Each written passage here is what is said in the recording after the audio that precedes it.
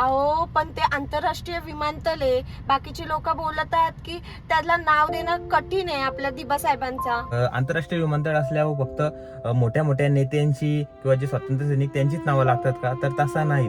तुला एकदम सिंपल सांगतो. Kempegowda, if I am not pronouncing wrong, Kempegowda international airport Bengaluru. तर या बेंगलोरमध्ये त्या एअरपोर्टला कॅम्पेगौडा का नाव दिलं? कॅम्पेगौडा कोण होता? त्यांनी बेंगलोर शहराचे संस्थापक होते. त्यांनी बेंगलोर शहर वसवला. तिथे मनोरे बांधले, वसाहती बांधल्या, तिथे व्यापार चालू झाला. बेसिकली त्या शहराचे ते संस्थापक होते. त्यांच्यामुळे तिथली लोक सक्षम झाली, समृद्ध झाली.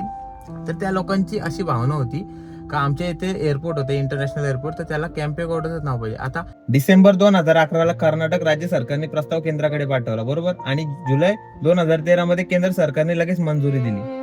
जनभावनेचा आदर राखून. आता ते राष्ट्रीय नेते होते का? नाही. तिथल्या लोकांना त्यांनी व्यापार आणून समृद्ध केले. त्यामुळे आमच्या जमिनीवर एअरपोर्ट होत असेल तर त्या एअरपोर्टवर येणाऱ्या जगातील प्रत्येक माणसाला कॅम्पेगौडा कोण होते हा प्रश्न पडला पाहिजे. मग नवी मुंबईतील शेतकऱ्यांना सोन्याचे दिवस दाखवणारा आणि इथल्या भूमिपुत्रांना समृद्ध करणाऱ्या दिबा पाटील साहेबांचे नाव जर एअरपोर्टला लागत असेल तर केंद्र सरकारला काय प्रॉब्लेम आहे? असा माणूस जो कित्येक वेळा आमदार खासदार असून स्वतःचं घर नव्हतं, कामोठे गावातील लोकांनी त्यांना घर बांधून दिले.